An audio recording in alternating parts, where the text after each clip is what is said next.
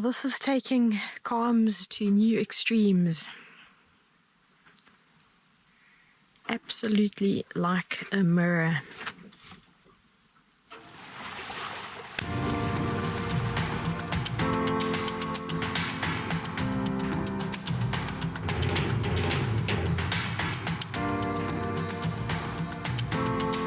Je voulais vraiment gagner. Et je savais qu'il y aurait une bonne possibilité que, même que je n'allais pas finir la course, mais je voulais vraiment gagner et c'était dans mes pensées dès le début, même dans mon choix de bateau et tous mes préparatifs.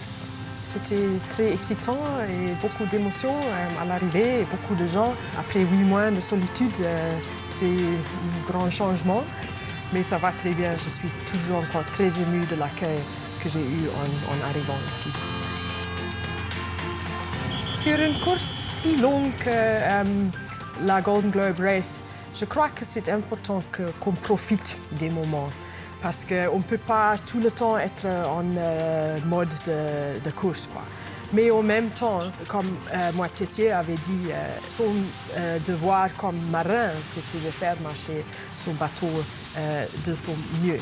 Quand le bateau marchait aussi rapidement possible, j'étais la plus contente aussi. Donc il y avait des moments où, oui, c'était tranquille, j'avais lu des livres, j'étais comme chez moi, c'était ma maison, j'étais bien, mais il y avait des moments aussi où je voulais forcer un peu plus pour être un meilleur marin, moi, et pour honorer le bateau et le faire marcher de son mieux.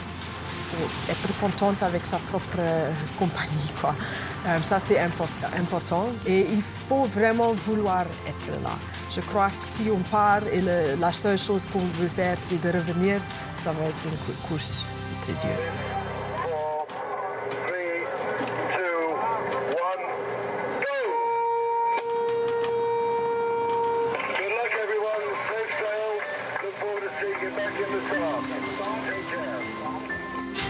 Après que j'avais quitté tout ça et on avait passé la ligne de départ, j'étais soulagée parce que les dernières 3 semaines avant la course étaient assez stressantes. Il fallait parler avec beaucoup de gens et faire beaucoup de choses. Au même temps, de se préparer pour un voyage si grand. Donc c'était stressant et c'était d'un moment à l'autre, c'était la tranquillité. Quand les autres bateaux s'avaient éloigné et on était toute seule, j'étais vraiment contente. Là, je savais, c'était justement ce que je voulais faire. Taper sur son compagnon, son prolongement d'elle-même. J'étais déjà toujours debout avant le lever du soleil, parce que c'est les heures du matin que j'aime beaucoup. On relève au sextant le matin pour avoir une bonne longitude. Et après aussi au midi pour avoir la latitude. Ça, c'était une partie de routine importante. Après, j'ai toujours fait un tour du pont pour voir s'il y avait quelques travaux d'entretien, s'il y avait des bouts qui frottaient quelque part, des choses comme ça, juste vérifier que tout va bien. Et après, manger le petit déjeuner, le déjeuner, tout ça.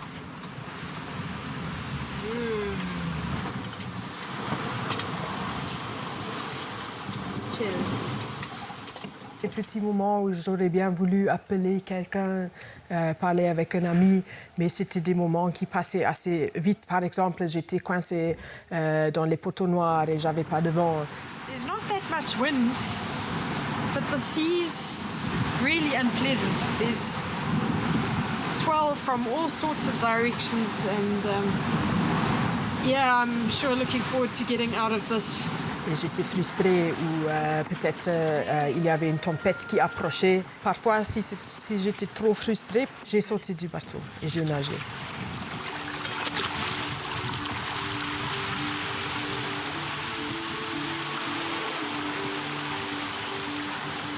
Chaque fois quand mes pensées commençaient à devenir négatives, je me suis dit « Stop !» Il faut toujours se rappeler soi-même quel privilège c'est d'être là.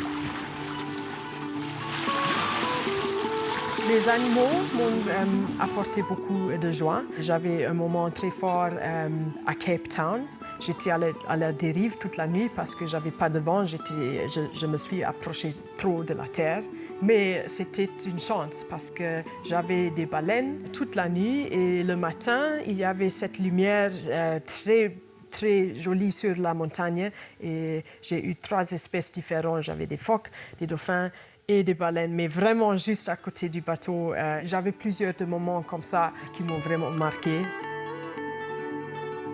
Je savais que j'étais la première d'arriver au Cap Horn. Je ne sais pas trop pourquoi je le savais, mais je savais dans mon esprit. Et après, j'ai parlé avec le gardien du phare du Cap Horn. Sur la radio VHF, il m'avait demandé mon nom et il avait prononcé mon nom très bien. Après, il m'a dit tu es en train de participer à la GGR. Et je me suis dit il a peut-être suivi la course, je ne sais pas. J'ai dit, je suis déjà autant de jours en mer. Il m'a dit, non, tu te trompes, parce que moi, j'ai vu sur l'Internet que c'est un jour de moins. Donc, il savait vraiment, mais il était très encourageant. Il m'avait dit des félicitations de la part de l'Armada chilienne. Et c'était super, c'était un moment très fort.